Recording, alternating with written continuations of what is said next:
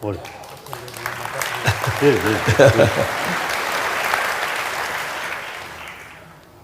next thing we had to do, of course, was to appoint a director. And we interviewed some people as well as Mark, who has done an amazing job. And one of the candidates had gone into the internet to see, was there any other organization on the web that had the word happiness in the title? And the answer that came back on his screen was, your search for happiness has produced no results. So this is a very bad situation.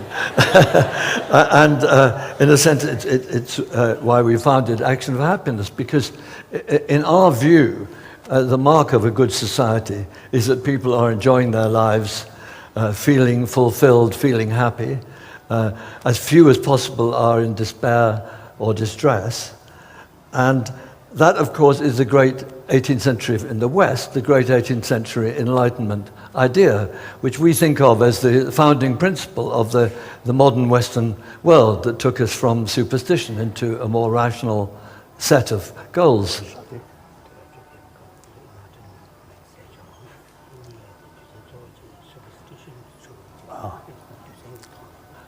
But of course, the problem is that so many people lost sight of this.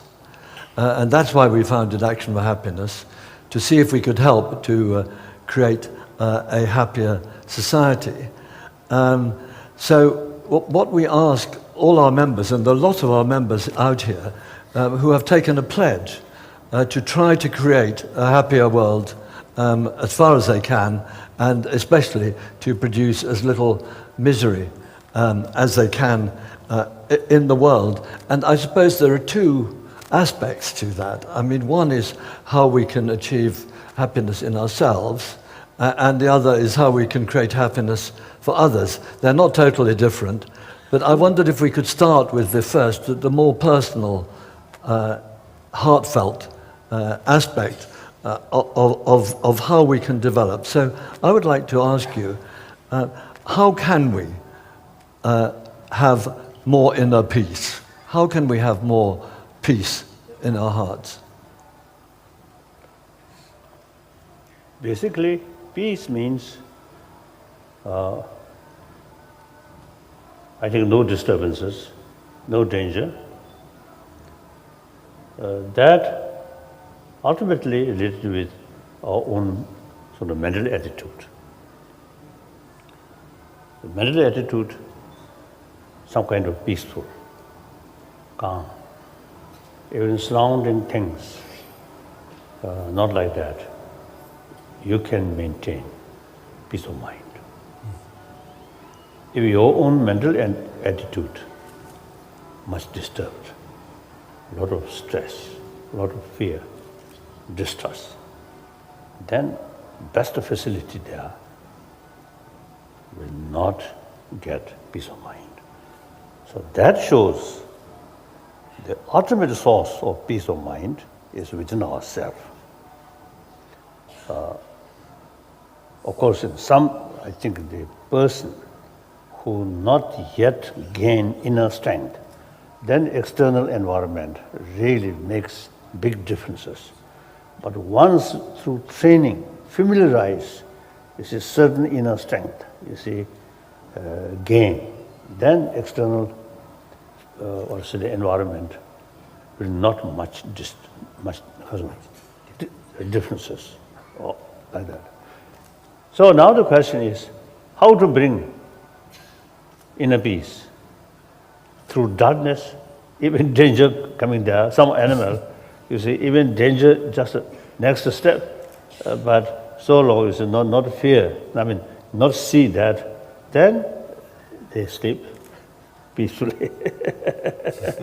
So some kind of say darkness, right? Some can say, not that way. Fully alert. Full sort of also the function about our intelligence. Very sort of also the sharp mind. At the same time, that sharp mind itself, you see, utilize, analyze, the long-term interest and short-term interest, then that brings that you see help sort of deeper awareness about our inner value. Then familiarize that inner sort of value. Then you gain, I think, sort of mental experience, the time factor is very important. So, because of the more familiar, right? Then you see it is strength, gain, more and more strength. So that control karo. So therefore, main thing is our intelligence. So long this brain, there, no matter what color, outside hair, white or black or bald, brain is same. And also importantly, you see to know, color, black, white, yellow, no differences, brain. And old age, sometimes the work activities brain little kasota, weak.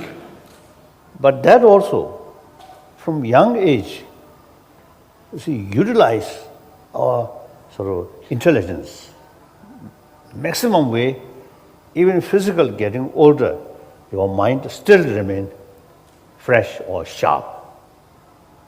So we noticed number of people who really train many years, even physically, very old, but mind still very fresh, alert, like that. So that's same. Then warm-heartedness. All 7 billion human beings, same. Because come from our mother, we received maximum affection from our mother, from our parent, particularly from our mother. So all 7 billion human beings, you see, I think these are the potential from the beginning, already there. Now only the question is whether you should pay more attention about this value. That is no question. In the front of English, very big nose, a very dignified sort of face. So I think difficult to say. I think existing Western education, I feel not adequate. Quite right. Now he support that. So I think more and more people, whether believer or non-believer, you see, now more and more people really showing some deeper sort of the understanding or mental function is so very important for in our life. So I think in the past, when we talk about compassion, love, many people feel, oh, that's religious practice. So actually, whether you accept religion or not, these human affection, human compassion, these things are, I think, a basic factor for our survival, like that. So whether accept religion or not, up to individual. But these, so long we are human beings, we are part of the human society. We need these things. That's my belief. So now, as I mentioned earlier, it's the last now a few decades. At the beginning, less people, a less number, right? People showing interest in these things, except those religious people. Now time passes, more and more people are showing. And now, not only showing interest, but also like you, actually try to implement. Not only you yourself implement, but try to increase active in this field. So your sort of activities really something like, my responsibility is just to talk, blah, blah, blah, blah. You see, you implementing, you see, these things through action. So really wonderful, really wonderful. I appreciate. And also, you see, more and more people are showing genuine sort of interest or awareness, importance of these things. And that gives me more encouragement and more hopeful. Yeah. Sometimes, you see, in the early period, when I talk compassion, you see, sometimes feel, you see, I'm talking to rock. now changed, much changed. You see, when I talk, you see, express these things, more and more people now really expressing some kind of agreement or acceptance, right? That's the only way. If existing sort of way of life, way of thinking, continuously go, I think this 21st century also becomes century of violence, century of misery. Nobody wants that. Then if we want better world, we have to work. We just carry our own way of thinking, way of life, and expect something different. It is unrealistic. I often, you see, telling, we usually, you see, when we face some problem, difficulties, those believers always pray to God or Buddha. So as if these problems also created by God or Buddha. I think if we have the opportunity seeing God or Buddha, I think Buddha, God, I think most probably say, oh, don't ask me. These problems you created. So you have to find ways and means to solve these problems. I think God will say, I give you, the free will out of God's sort of love. You use wrong way. So most of the problem which we humanity now facing, even sort of global warming in some extent, I think our responsibility. So therefore, you see, I think, and also is logically, this problem we created. So logically, we also have the opportunity or ability to reduce this problem. Finally, eliminate this problem. Because these are our own creation. So differences, our generation creates a lot of problems. True. So now this younger generation, usually I call generation of 21st century, now let them solve this problem.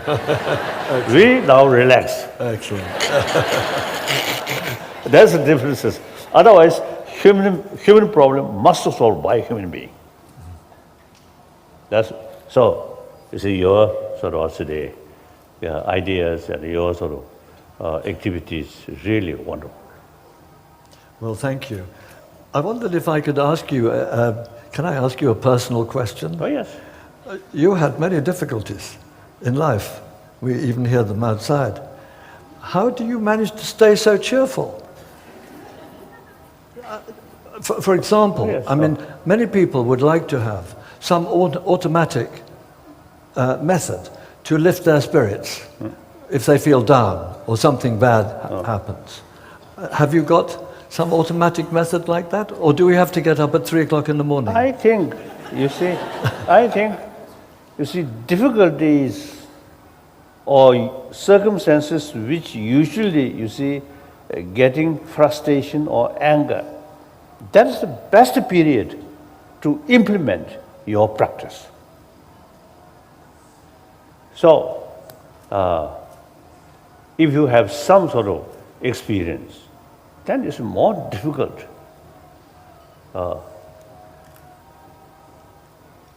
Like here, you see, I think you also, may heard, you see, here, you see, they shouting, false Dalai Lama, stop lying. So I really, you see, feel they also use freedom of expression. Wonderful, very good. Yeah. Then they are criticizing me. Then I have to think whether I really made some mistake or not. If you make mistake, then very good. They are now pointing your faults.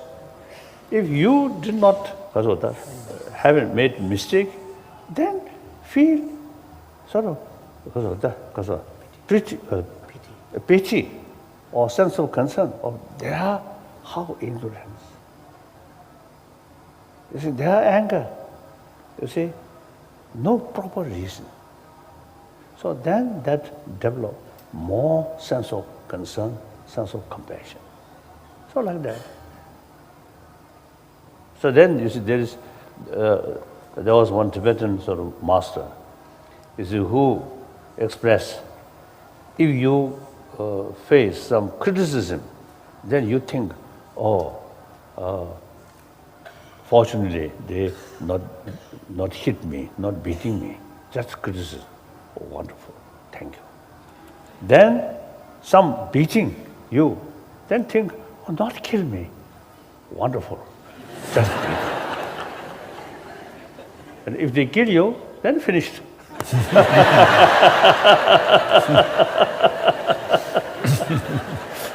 So like that, you see, things are from as one Madhyamika philosophy, sort of, I think a wonderful sort of concept. Everything is interrelated. So compare one thing is good, compare another thing bad. So much involve mental projection. So therefore, you see every event, one way or negative, one way you find this is some positive. So if we focusing only on negative side, then frustration, these things come. If you look more holistic, then this bad thing also, you see, Kasuta, gives you some opportunity, or now, for example, opportunity of practice like that. So then you get sort of Kasuta, more enthusiasm, more positive sort of mental attitude. So all these, you see, much depend on training of your mind. And it's a certain, how to say, the holistic view, like that. Mm-hmm. Right. I wanted to ask you about our relationships, because we know from experience, from science also, that human relationships are extraordinarily important to our personal happiness. But so often, family relationships, other relationships get poisoned by destructive emotions. So how can we have happier relationships and avoid this pollution from destructive emotion? Basically, we are social animal. So biologically, any social animal, emotionally, certain kind of sort of mental attitude which brings together. So that's love, affection. Even some animals, those social animal kind, right? Those kind of social animal, some limited sort of affection or compassion bring together, live together peacefully.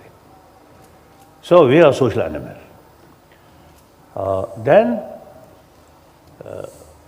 I think today's reality, I think century-old concept, you see, we and they on the basis of religious faith or basis of country, my country, their country, and we and they. I think that today's reality not much relevant. Today we need, you see, sense of concern of entire 7 billion human beings, because we are part of 7 billion human beings. Our future very much depends the well-being of whole humanity. So that's now today's reality. Global warming. not to make differences this nation, that nation, or this continent, that continent. And global economy also beyond national boundary or religious boundary. So now I think the reality telling us you need sense of global responsibility on the basis of sense of oneness of humanity. So on that, you see, so therefore, I think violence, war is outdated. In century old, in the past, you see, it is something quite, I think, the reality. My nation, my continent, there. So, according to that reality, destroy your enemy. That in a way could be some kind of victory yourself. So on that reality, concept of war, mobilized, even some extent legalized violence, killing human being by human being. Morally speaking, unthinkable. But because of too much sort of stress, we and they. But now, no longer is that reality. So still, I think most of these problems we are facing is, I think, due to our old perception, we and they. So, continuously carrying that perception is increase gap, reality, and perception. So the reality, just one small blue planet. In the perception, still we carry too much stress, we and they. I always admire the spirit of European Union. Previously, you see, these different nations, you see, are very much concerned about their own sovereignty or something. Now, gradually, during Adenauer and de Gaulle, the century-old thinking, French and German, that kind of a thing, now completely changed. So common goal, common interest is more important than just individual national interest. So European Union set up. Englishmen a little bit hesitant whether join or not. We did eventually. And hopefully we'll continue. So I think a clear sign of maturity of human being through the difficulties, through decades, decades through difficulties. I think it seems to see the Western world thinking these things are more advanced. In Asia, I think still thinking, old way of thinking, we, they, like that. And Africa as well. And Latin America, I think. So eventually, I think the spirit of European Union must spread. One time, I think I mentioned or not, a few occasions, some Nobel laureate meeting, and also another meeting, a different meeting. I expressed the NATO headquarters should shift to Moscow. Then psychologically, the Russian people's mind, psychologically come closer. So therefore, now the European Union must spread, expand. Then meantime, Africa, I think, should follow example of European Union. Africa, Pan-Africa, or Union of Africa comes. I think much problem reduce. And Asia also, like that. So these, I think, are common interest and should think seriously. And on the basis of sense of universal responsibility. Isn't it? Yeah, absolutely. I feel that. Absolutely. Totally agree. Could we move on to what you call secular ethics? I know it's a phrase you like, Yes. and we discussed it at Madison once. Yes.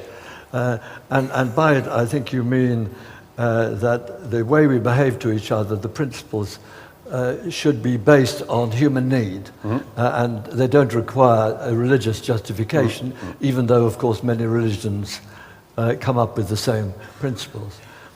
So we're now, in the West anyway, in a fairly non-religious society here, and we felt, and this is one reason we founded Action for Happiness, that we really need a movement to stand for these ethical values and to help people in leading better lives than they can on their own through forming groups and helping people to support each other in leading in living well. So you've heard some of what we are trying to do in Action for Happiness.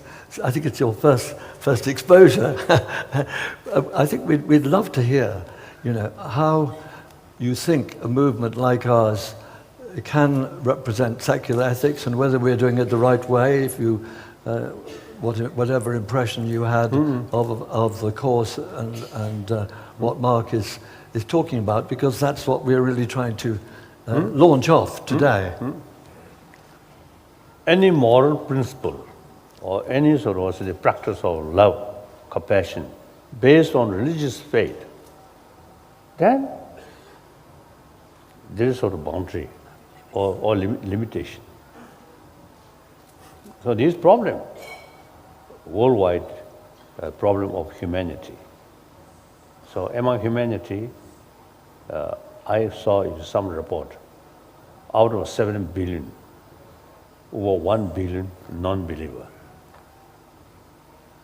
And then frankly speaking, among the believer also, some, I think, was half-hearted sort of believer.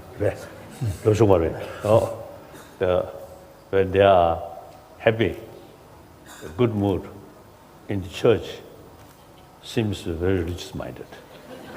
But then when they really facing some problem as a sort of human being, then no longer that sort of, that Holy Spirit no longer there. So one time in Mexico, you see, I went one, I think, Catholic college. They invited me to talk. So they, beside the student, some bishops also is there. Then some sort of my usual talk about these matters. Then at the end, half joke, half sort of teasing, I mentioned, quite often we religious people, our religious sort of practice or religious belief remain on our dress, not here. So long that dress there, and then looks holy person. When dress, take off, no longer holy person. So number of sort of bishops, they mocking that. Then next morning, one old bishop came to see me. He very much appreciated that my comment. So among the believer also, you see, some are not very serious. So these, I think, a lack of firm conviction about value of love or honest, truthful, these things. So if people have some sort of agreement, these values, appreciation about these values, then various different religious traditions, inspired of different philosophy, all carry message of love, compassion. And with that, practice of forgiveness, tolerance, all major religious traditions carry. So wonderful sort of further strengthening these practice. At the same time, non-believer, Whether they accept religion or not, up to individual. But so long they are human being. So long they born from mother, they received immense affection from their mother. So, whether believer or non-believer, we all have same seed, and we all need affection, affectionate family. So after all, we social animal, family or friend, very important. In order to develop genuine friend or friendship entirely based on trust. Trust based on honest. Honest, very much related with sense of concern of their well-being there. Then honest to come. If you remain little distance from other, then sometimes necessary to artificial smile. So that will not bring trust.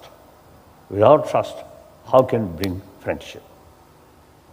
So these mental system of the mind, warm-heartedness there, show your sense of concern. Then trust comes. Trust brings a friendship like that. So therefore, even animal, in order to become very close friendship, animal, first you should show your love. Then they trust you. Just feeding, not adequate. So then we human beings, our mind much more sophisticated. So honest, truthful. Not one day or 1 week, weeks, or months, years. Then trust comes. Oh, this person is really reliable, trustworthy. Then a friendship comes. Sometimes I think, unfortunately, people, day-to-day life, you see, carry very honest. Then sometimes people fail. That's a little bit because of the sophistication never so. What do you say? Not that clever. Not that clever. You see, clever, the sign of clever is some cunning. So I think too much honest, sometimes the people feel that's a little bit dull or too much innocent, right? Like that. And then the harsh or tough, people consider something very able person. I think wrong perception. I think real strength come from truth, honest, truthful. Then strength come.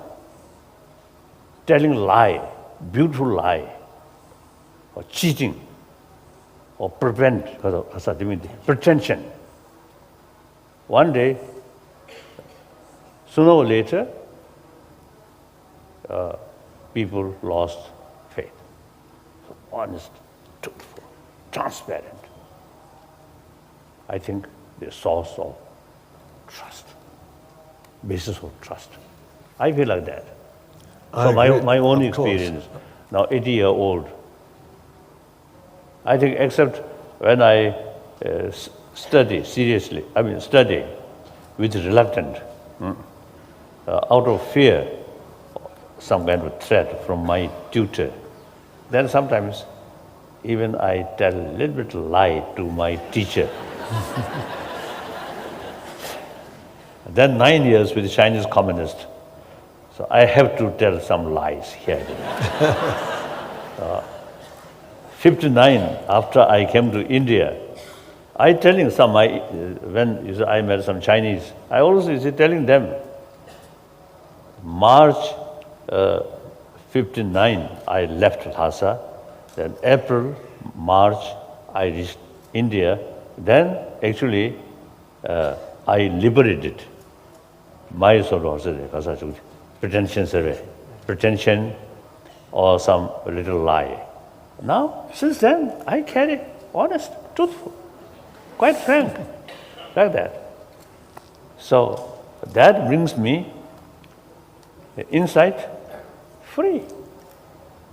If I tell a little lie and hear something, something to hide. Well, I think you are amazing how you are a self-sustaining individual, but not everybody is as self-sustaining as you are.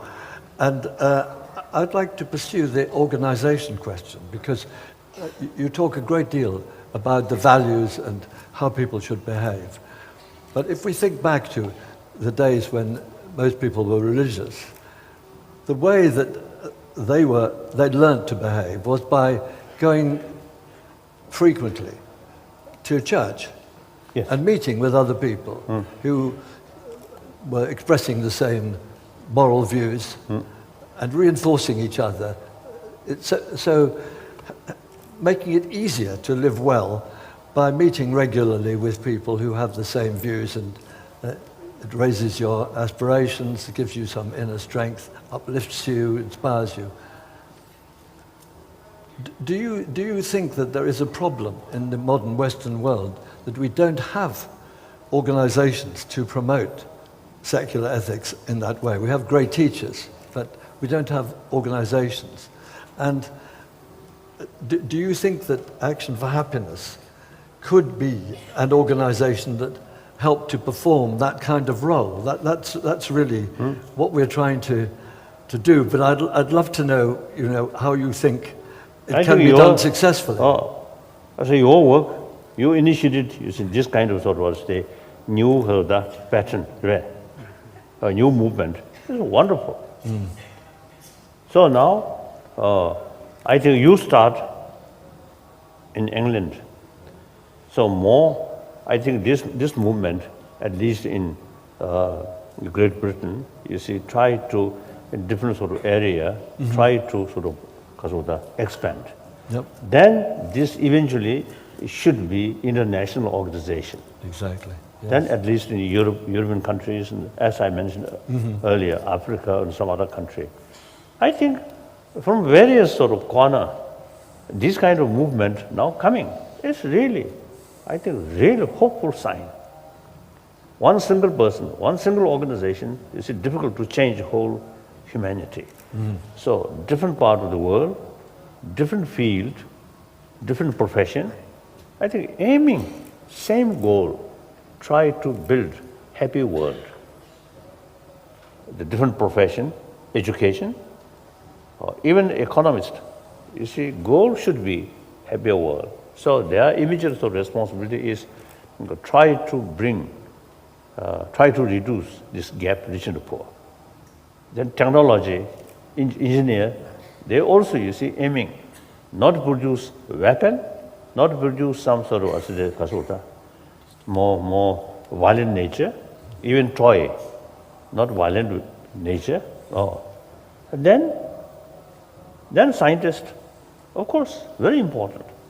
Now you see modern science, you see many people believe it's science. So, you see, I'm very happy, you see, to state more and more scientists now really showing genuine interest about deeper human nature. That means human emotion, human mind. The classical science mainly deal with matter, including brain. Now they go deeper, deeper, deeper. The consciousness or emotion is a little bit sort of hidden sort of phenomena. But now scientists also going deeper. And they found basic human nature is more positive, more compassionate. And compassionate sort of heart is very, very important for our health. And no questions for happy family, happy community. Further go, happy nation, happy humanity. So the scientific sort of result of scientific sort of research really very, very helpful like that. So, and then religious people. I just, when you mentioned you said some occasion to discuss these things, I just felt some church service, Sunday church service, at the beginning, some formal sort of service. Then let people, remain in the church, and some sort of private sort of discussions, including their problems. Let them, some talks, some discussions. Maybe useful. I don't know. That's I don't know. So it is very useful. People, when have another sort of friend, who can you can share your problems, your difficulties. That very, very helpful to your emotions. Otherwise, these things, very much kept to oneself. Or kept to oneself. Yes. Then that more frustrations. Well, Mark was telling me about the course that they have been testing out and trialing, which has many elements, of course. It has some video of some inspired teacher, and it has some scientific material of the kind that you talk about. Then it has some time for discussions of personal experience. Mark was telling me that actually the best thing of all is when people are talking to each other about their personal experience. This is the really powerful time on this course. But you mentioned the scientific aspect. I don't know if everybody here knows, you have been meeting with Western scientists now for 25 years, I think, something more, longer perhaps. 30 years, since 30 years. Yeah, 30 years. And sometime you formed this organization called Mind and Life. Yes. I mean, if people don't know, there are these wonderful books which come out from the Mind and Life meetings. Actually, the meeting we had in Zurich 5 years ago, the book didn't yet come out. But hopefully that will happen. That was on altruism. It was a very interesting session that we had, wasn't it? But I think that what is happening here is something so interesting. The combination of Buddhist traditional wisdom and psychology. It was included psychology, very specific psychological. And science of mind. Yes, exactly. That is, you should treat not part of Buddhism, but should treat as an academic subject. Since last, I think, few years, I appealed to some scholars. Out of 300 volumes, Buddhist text, which are translated mainly from India. So the content,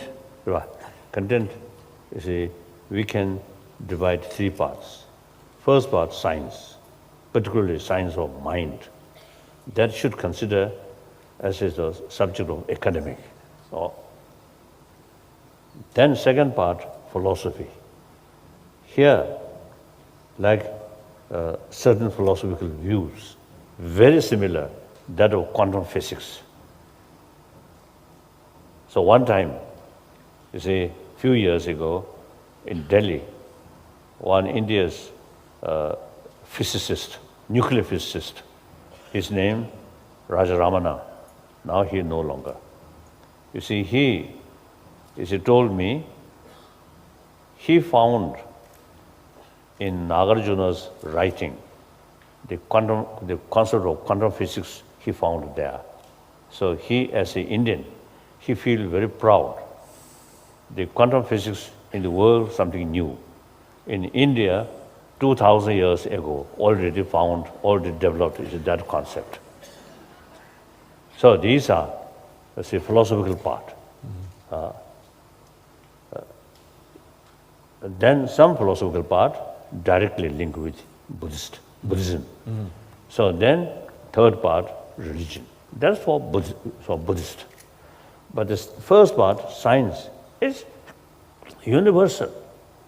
So therefore, we already compiled a book about science. So now English translation, Chinese translation, Japanese translation, Vietnamese translation, Korean translation, Mongolian translation, and so on, and Russian translation, or German translation, already now beginning like that.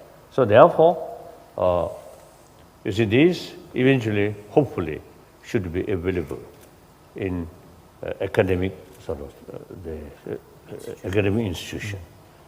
So hopefully, eventually, study about human emotion, human mind, I think should include from kindergarten level up to university level.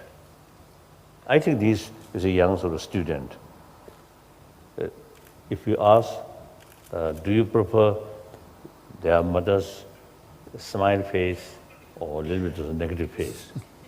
You see, everybody say smile face. Then smile face is the expression of love. So everybody loves that. Negative face brings some uncomfortable. Even animal, some dogs, you look like that. Even dogs, sometimes you see shouting. You see, you smile, and because of pets are like that, they're really showing. So all animals, including we, you see, loves affection. So now the problem is just to repeat 1,000 times or importance of love, affection, affection, affection, not sufficient. We have to make clear the whole system of emotion. Anger, hatred, you see, its own sort of the basis, and because of the related emotions or like that. And similarly, affection, love, also you see related with different sort of emotions. So once we know, I usually call map of emotion, map of mind, then much easier to deal. Anger, nobody like. That anger comes discourse, discourse, discourse, discourse. If you don't like anger, you must pay more attention about these causes or conditions of anger. If you love, if you appreciate love, its own causes, you see, you love the affection, then you must sort of pay more attention about these immediate cause and secondary, long-term cause like that. So it is very, very essential. I usually call hygiene of physical, similarly, hygiene of emotion. In academic field, I think should include hygiene of emotion. Then, meantime, people, you see, every people, you see, loves affection. Then the whole system of the affection, whole map of emotion knows, then much easier to deal.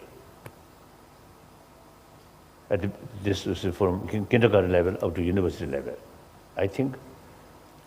So here, the Buddhist science about mind, actually ancient Indian science of mind, very rich.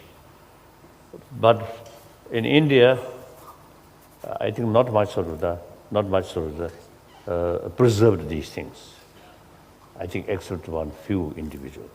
I think the other Buddhist countries, like China, it's the same tradition, follow of Nalanda tradition.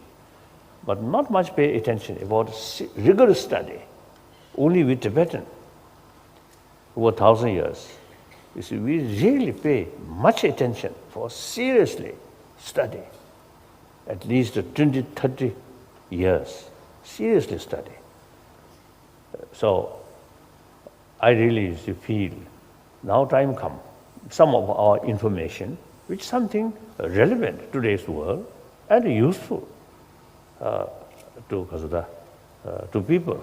Then we should present these things not as a Buddhist religion, but science which come from Buddhist literature. That's my view. I never propagate Buddhism. You know, science because of life, because of mind and life institution. I never discuss about next life or Buddhist concept of salvation. I never discuss. You see, so we just simply discuss. You see, this very life. Yes. And within this skull, what kind of sort of world there are. Well, I wanted to ask you, within the skull, I mean, one of the really big problems in Britain and other countries is serious mental health problems. Yes. This is a very big problem. It affects nearly every family in Britain, either mother's child, relative, aunt. It is such a major issue, and it's not been properly discussed, and there's not proper resources given to helping people with these problems, especially if they don't have money. We've been, many of us, I think there must be a lot of people here who are involved in this, trying to extend the use of modern psychological therapy within our National Health Service, especially cognitive therapy, like I think you discussed with Aaron Beck. But how do you... Cognitive. But what is your picture of how we can tackle this really huge problem? What can we do to reduce the extent of distress due to mental health problems? I don't know. I feel I have no experience. I think personally, I myself wish become the top of mind. Then I think through my own experiences, some sort of consulta, I can share. In any way, I think this, I think expert, some sort of meeting, and with a person like Geshe-la, who knows the Buddhist psychology or Buddhist sort of the science of mind. Right. Then more discussions. Yes. Not at a Buddhist center, but it's some sort of academic area or hospital. I think in India, one time, one famous jail in Delhi, one authority of that jail, I know one lady police. See, she introduced some course of meditation in the prison. It's immense help. So like that, it's a certain sort of training of mind can be helpful. But these, I have no knowledge. It's just some discussions. Try to find how to utilize these things.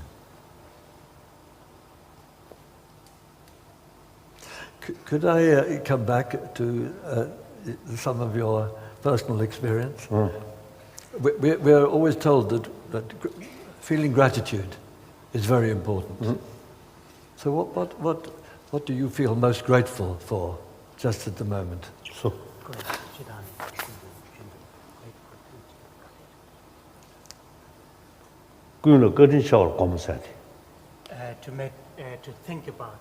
to think about all living beings are very kind.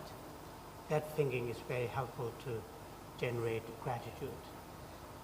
I'm a refugee, over now 56 years. I lost my own country. But I feel wherever you see people show smile, affection, that's your country, no problem. So I really appreciate it's a friendly attitude. And I think wherever I go, I think really sort of showing affection. So I very much sort of gratitude, appreciate. Okay, So occasionally, Sometimes I remember one day in Germany, quite late, you see, I went to some meeting in car. As my usual sort of practice, whenever I saw someone, I always smile. So you see, that night, my car go. One female, is a young female, is coming. I smile. Then I think my smile, instead of bring happiness, I think to bring some suspicion. So that young girl, young female, you see, looks something very negative. Then I also have the liberty to turn my face. I think it is understandable. You see, unknown person, and sort of strange sort of dress, and smiling her. I think her mind is felt, this man is something negative emotion. So occasionally such things happen. Otherwise, I think most cases, when I show smile, show human feeling, they're also human being. Regardless whether they know before or not, automatically showing smile. Then you feel very happy.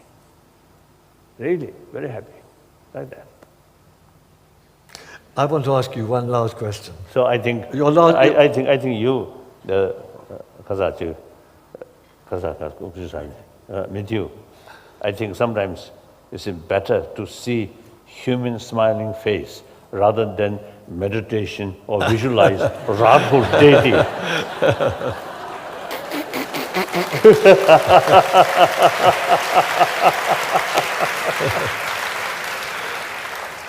So, if you had to say one thing which you thought our members should take away from today, which would do more than anything else to create a happier world, what would you say to them? My number one commitment as a human being, as one of the 7 billion human beings, we are social animal. Today's reality, as I mentioned earlier, each of us should carry sense of global responsibility, and in order to bring happier world, the ultimate source or ultimate factor is warm-heartedness. So everybody, please, you should think that. So naturally, all have the same common responsibility and to think more. That also, you see, when you face your individual family problem or this problem, think global problem. You see your individual family's problems and your individual sort of certain sort of pains and these things, then seems very small. If you only think, you, me, and a small problem, sometimes unbearable. So that also is quite useful. So think about global sort of what's today responsibility like that. The second my commitment is promotion of religious harmony. So those people who have some sort of connection with the religious because of their belief, then you should try to promote religious harmony. Religion, all major religious tradition, I usually say 3 aspects of different all religions, major religions. Religion, one aspect, religion. All carry same message of love. Second aspect is philosophy. There are differences. Some say there's creator, some say no creator. Big differences. Even within Buddhist different school of thought. Particularly in Nalanda tradition, there are 4 major school of thought like that. These different philosophy, when we see differences, no need to make unify.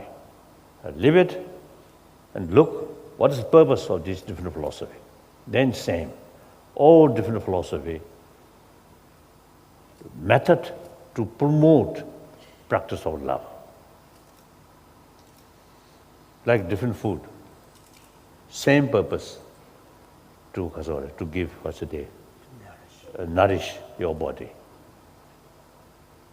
So it is, I think, rather sort of silly, or different dishes. You prepare this dish, and then force to other, you must eat this same dish. Silly. It's a different dish. According different, I think one restaurant, morning, breakfast, or lunch, or dinner, always same dish. Then I think customer reduce, less and less. Variety of dish, more people come. So similarly, variety of philosophical views, fulfill desire or taste of different people. So different philosophy is very necessary. So long, all serving, strengthening religion, that is love. Then third aspect, culture or certain sort of tradition. That, I think, according to the surrounding environment at that time when the founder come, so the existing sort of cultural heritage or way of life also, you see, influenced. So frankly speaking, many religious sort of tradition, including Dalai Lama institution or Lama institution, these also, you see, some sort of relation with feudal system. So social system changing.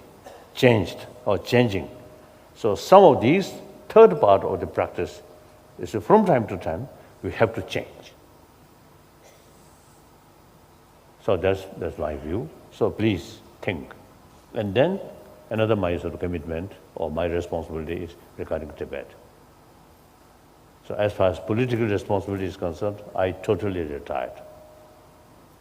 Not only myself retired, but also 4th century old tradition, Dalai Lama institution automatically become head of both institutions of Dalai Lama, automatically become head of both temporal and spirituality. Now that 2011 sees that. Not only myself retired, but also, you see, 4th century old tradition now cease or end, voluntarily, happily, proudly. So now my sort of concern or my commitment is preservation of Tibetan environment, ecology. One Chinese ecologist wrote one article through his sort of investigation. He found affection from Tibetan plateau to impact for global warming. He found as much as North Pole and South Pole. So he described Tibetan plateau is third pole. So very important, even global warming. And then water, major rivers which cover almost whole Asia come from Tibetan plateau. So these rivers, I think over 1 billion human beings' life depend on these rivers. So taking care, special care about Tibetan environment is something very directly linked with many people's life like that. Then Tibetan culture. Buddhism, I make distinction, religion and culture of the religion, culture related with that religion. Like for example, in European countries, Christianity, religion, but Christian culture, Judo-Christian culture, differences. So like that, Tibetan case, Buddhism and Buddhist culture. So Buddhist culture related with community. Buddhism related with the individual. So Buddhist culture, now you can see Tibetan culture, Buddhist culture, very much non-violent culture. Ultimately, culture of compassion. That kind of culture is really worthwhile. to preserve. And now directly into China, the over 400 million Buddhist population in China. So many of these Chinese Buddhists is showing interest about Tibetan Buddhism. So the responsibility regarding preservation of Tibetan Buddhism, Buddhist culture, not only Tibetan, but also these Chinese Buddhist brothers, sisters also have the responsibility. And last year, President Xi Jinping, he expressed openly in Paris and as well as in New Delhi, Buddhism is very important part of Chinese culture, like that. So therefore, preservation of Tibetan Buddhist culture and Buddhism, that's my commitment, a third commitment. So please, you see, my friend here, any possibility, visit Tibet, see by yourself, and then tell the reality. Unfortunately, the totalitarian system, closed society, no free information, everything censored, and distorted information. So, you see, once you see by yourself, and then analyze, then what you sort of understand, let's make clear. Eventually, I think free information from outside world, I think very helpful. Even Chinese leaders, sometimes the present leaders, new generation, they still do not know. They still, you see, believe the previous sort of the distorted information. They still believe that. So therefore, you see, the information according to the reality is made available. That's very, very important. That I want. And then number of Chinese students and also businessmen and women is from time to time to come and then please, you see, that's all the talk, right? Share, you see, these things like that. I always telling, expressing 1.3 billion Chinese people have every right to know the reality. Once they know reality, 1.3 billion Chinese people also have the ability to judge what is right, what is wrong. So censorship is immoral. Then Chinese judiciary system, you see, should first promote up to international the standard of judiciary system. That's very important. Then you see immense benefit to millions of Chinese patients or workers. See, many occasions I met some Chinese patient from mainland China, very poor, really very poor. Then I inquire condition in their own village. They say, very difficult. The local authority, their only concern is money. So their status or their position used for money. Not pay concern about the well-being of the people, like that.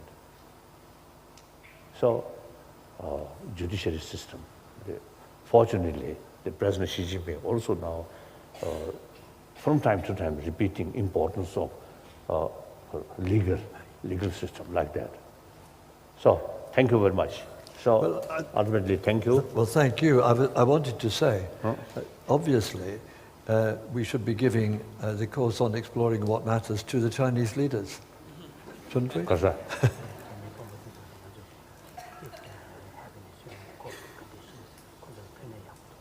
Indeed. I think now we must start in education field, some was the education about warm-heartedness. If start now, at the beginning or at the early part of 21st century, then I think later part of 21st century, I think through that kind of education, then generation who come from that kind of education, I think will be more compassionate. We have many hundreds of people who wanted to ask you questions today, and many hundreds of questions were sent in. We'd like to have just a few people have a chance to ask you their questions directly, and I'd like to start with Alex Bailey, who I believe is sitting in this stall somewhere. Now, for every question, I think a microphone will find its way to you. If you could stand up and make yourself known to the team. Can we get a microphone to Alex, please? Yes, question? Where is the microphone? Thank you. There. So Alex is just here, I think. Your Holiness. Thank you, Mark. Your Holiness. Having two little daughters myself, 4 and 5 years old, I think more about the future of humanity now than I ever did. What would you hope would be the biggest positive difference in the world for our next generation?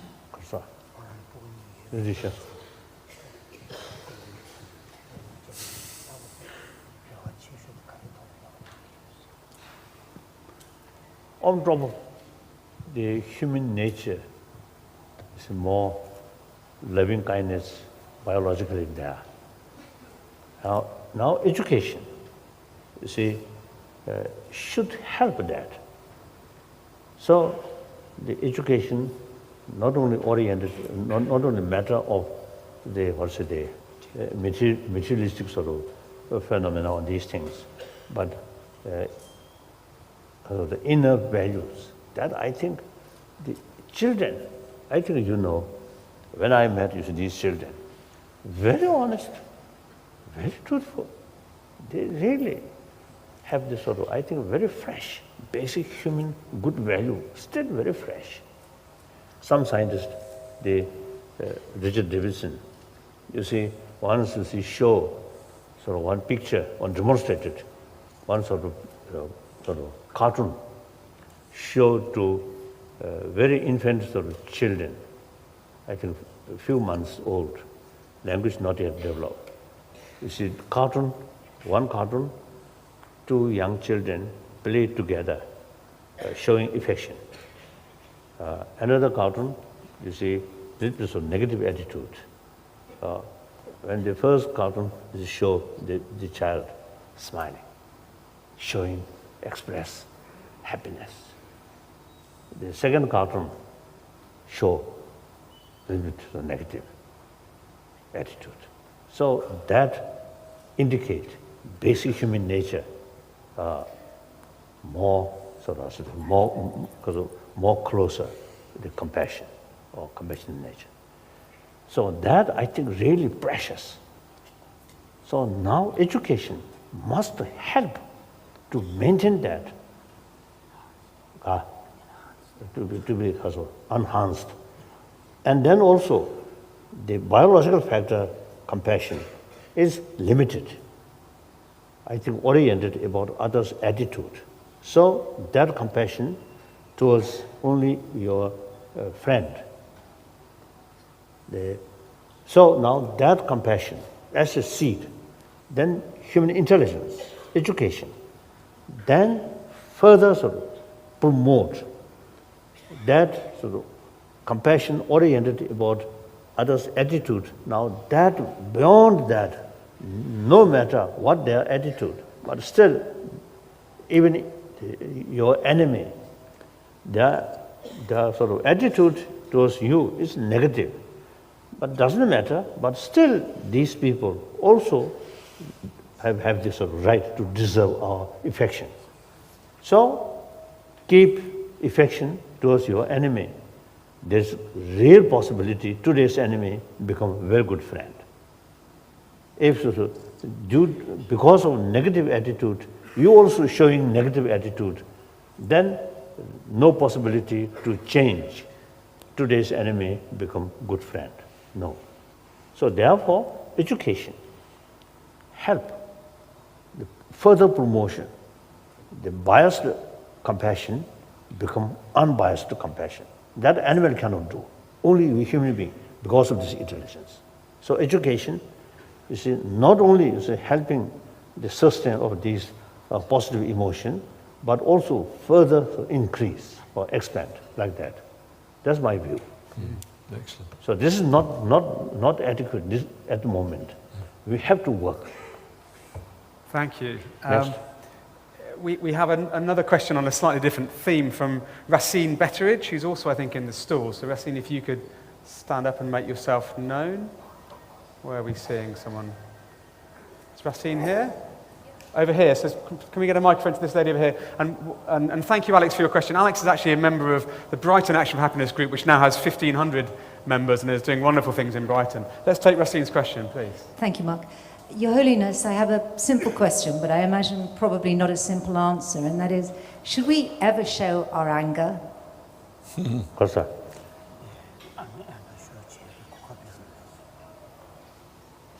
Yes, I think so. A little bit naughty children or naughty student, for benefit to them, in order to stop their wrongdoing, occasionally need a little bit sort of say they showing angry face, not out of anger, but out of sense of concern of their well-being. So anger, according to the system of emotion, anger due to frustration or because of ill feeling, that anger is negative. But anger out of sense of concern of their well-being, that anger is positive. Okay. Then next question. Great, thank you, Your Holiness.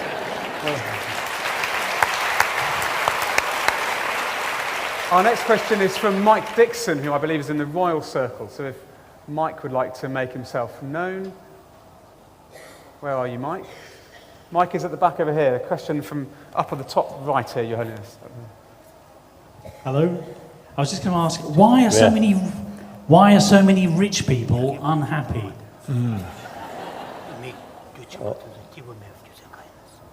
That is clear sign. Money, no ability to provide inner peace.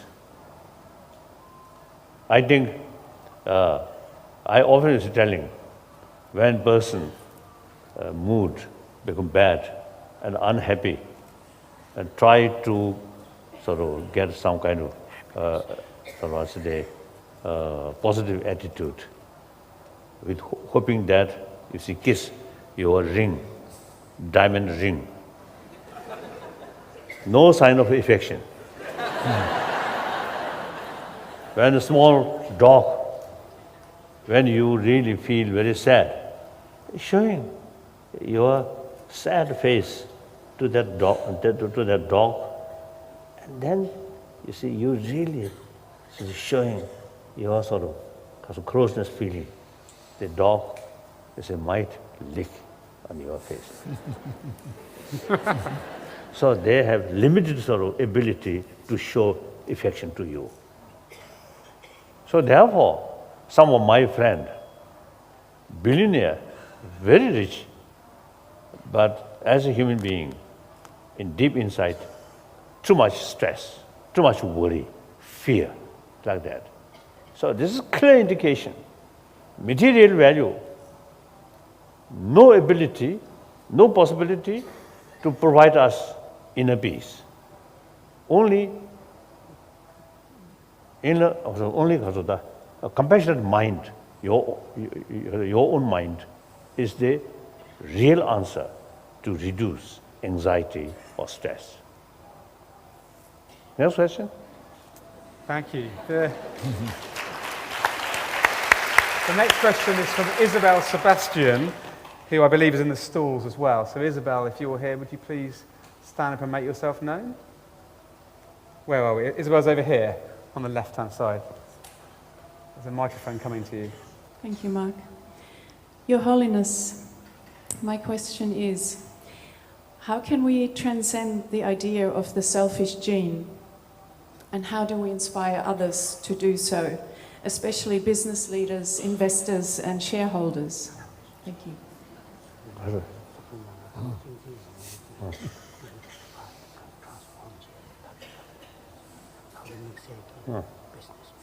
I mean, they love self, take care. Self-love. It's the key factor. I heard this. Some people self-hated. Such person, impossible to share, to express love to others. First, you see, love yourself. Then, look other as dear as yourself. Then extend your love. So, you see, I think much depends on awareness. Sometimes I call, you see, we are selfish. It's good, nothing wrong. But narrow-minded, blind selfish, that just think yourself. No concern about others' well-being. And even, you see, for your own interest, short-term interest, you see, exploit other, bully other, cheating other, worse, kill other. That's blind sort of selfish. Then, out of motivation, you see, taking care of yourself, you see, love other, you see, respect others' life. That's really wise selfish. More take care about other, more wish because of happiness, more people. The result, you feel much more happier. Like that. So therefore, it is much better wise selfish rather than foolish selfish. Okay, next question. So I'd like to take a question right up from the grand circle now. So Ant Bullock, are you here, Ant? Is Ant standing up somewhere?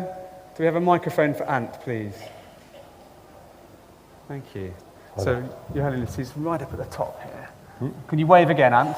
There we go. There we go. Yes. Yes.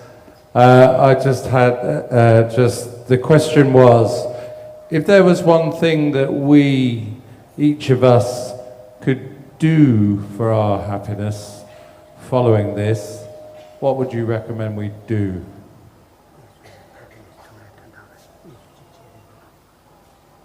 I think just one to everybody. I don't know. Difficult.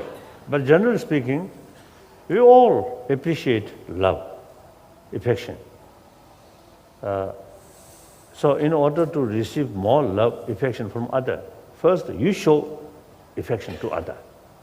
Take serious care about other. There are two levels. If possible, serve them, help them.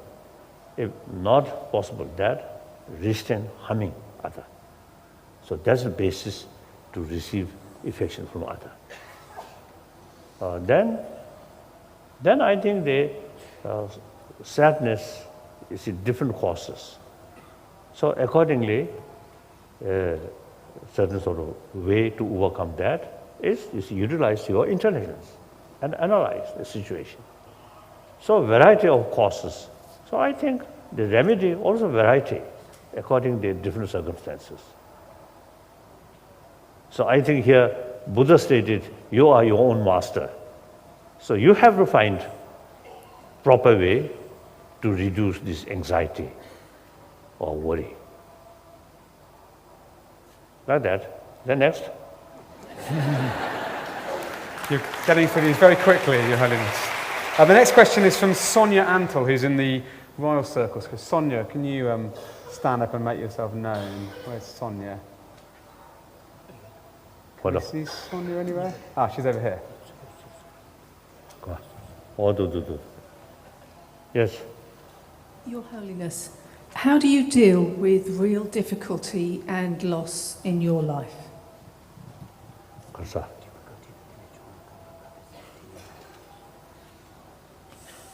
Then, firstly, I use my common sense. That's common everybody, universal. Then, I am Buddhist. So, there's certain Buddhist technique, including similar concept of quantum physics. Now here, one American scientist, he's still alive. His name, Aaron Beck, very old. Now he's, last year I met, or beginning of this year, in any way, recently I met, then his age, 96 or 97, very old. He found when we develop anger, the object we feel angry, you see, appears very negative. But actually, 90% of that negativeness is your own mental projection. You see, this wrong sort of impression develop because grasping things objectively exist. So for that, quantum physics very helpful. Or nothing objectively exists. So negativeness of that person or that object also is a much mental projection, mental projected, on the basis of grasping things independently exist there. So that one sort of Buddhist technique, the Madhyamaka philosophy, nothing exists independently. So everything's reality is absence of independent existence. So that, I think that scientists confirmed. You see, that wrong view is very much connected, which, wrong view is the basis of destructive emotion. So I also practice that. And then altruism, very helpful, very helpful. So that's, and then I think those people who believe is God, they think God is infinite love. You see, we are the son of that God, that kind of Father. So these things also, you see, helpful to think. And then non-believer, you see, altruistic mind, very helpful. And also accept the reality. Things always changing, impermanent, momentarily changing. So there is no sort of ground grasping, momentarily changing. So thinking these lines, helpful. Very helpful. Thank you. Let's take a question. Then I think any practitioner should not expect change, big change, within few minutes or within, you see, few days. That's unrealistic. You must think. Mental change, mental development takes time. Years, decades, according to my own experience. Now, for example, understanding about nothing independently existence, you see. And intellectually, I think 60 years ago, I already sort of familiar is in these sort of the concept. But the real sort of effect, the last, I think, 30 years. Then year by year, there is a feeling becoming stronger and stronger. So result, my mind more and more calm, like that. So it takes time. So we should not expect the good result immediately come. That's the source of failure. So right from the beginning, you prepared. Oh, it takes time, not easy, difficult task. The physical work sometimes is tiresome. The mental work even more. So determined. You should have the clear sort of awareness about the goal, positive goal, then determined to achieve that, no matter how long it takes. And for Buddhists, we thinking eons, not just 1 life, 10 lives, 100 lives, eons. So limitless lives. So that really provides us determination. So my favorite sort of most favorite sort of prayer is, so long space remain, so long sentient beings remain, I will remain in order to serve them. So that kind of sort of prayer really give us inner strength and also find purpose of our life. We have time for just one more audience question before we just close with this wonderful time we've had together. So Roland Philippe Kretschmar, who I believe is in the stalls, has a question. Where's Roland Philippe? He's just here, I think. There we go. Can we have a microphone over here, please? Just coming behind you, I believe.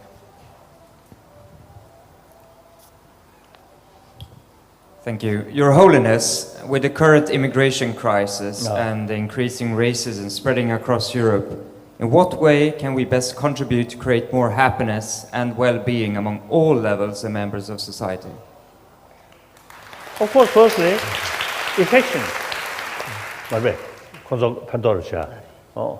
Firstly, affection. Consider them. You see, people, same human being, you see, really, sort of additional problems. So there is sufficient reason to show our affection. But then, you see, the ultimate solution about these problems is we must make every effort to bring peace in their own country. That's the only thing. It is unrealistic, you see, impossible to accept the entire population of Syria and Libya and Iraq and Afghanistan, these countries, several million, I think impossible to bring here. And their own land make empty. It's not good. So, tremendous difficulties, but we have to determine to various ways, religious people, political or leaderships, you see, we have to sort of try. We should not waste even 1 minute, you see, to sort of neglect about so that bring peace in their own country.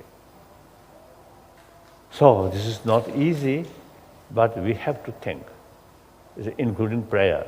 Although you see prayer affect these things, I doubt. But still, I think no harm to pray.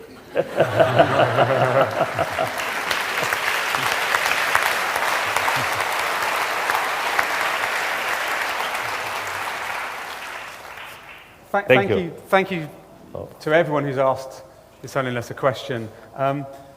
Your Holiness, before you leave us, really I wanted to thank not just the question askers, but everyone who's contributed to this community that you see here today. And there were many, many thousands more wanting to watch the videos of this and to catch up with this afterwards. You inspire so many people with these sort of universal ideas of caring for others as well as caring for ourselves. And what I'd like us to really do is to think about, the thanks I have and gratitude I have for the amazing people here who do so much in their communities, in their workplaces, in their schools, in their lives to help contribute to this vision I think we all want of a happier world. So my final question, really a personal one, is what would you say to this community of people who are trying to put your ideas into practice to make the world a happier place? Now, no use to repeat. All the points which I believe, most of them, relevant sort of points I already expressed. So nothing to say. Now, I myself also see looking my sort of fly to America. So my mind, I think 50% or 60% to go that way. Reach my hotel, one shower and one tea, and then ready, go fly.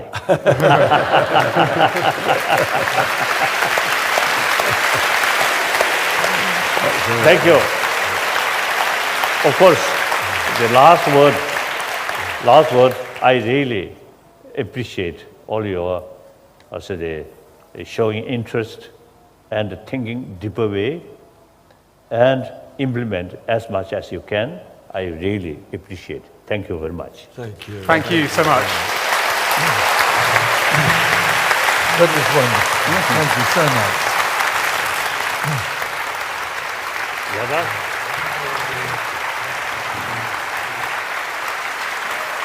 Richard, there's a photo here. Stop.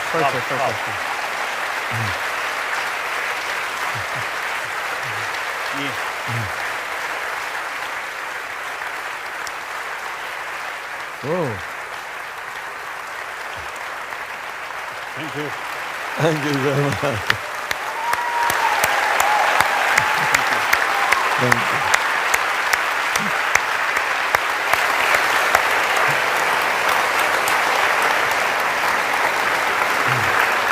Thank you so much. Thank you.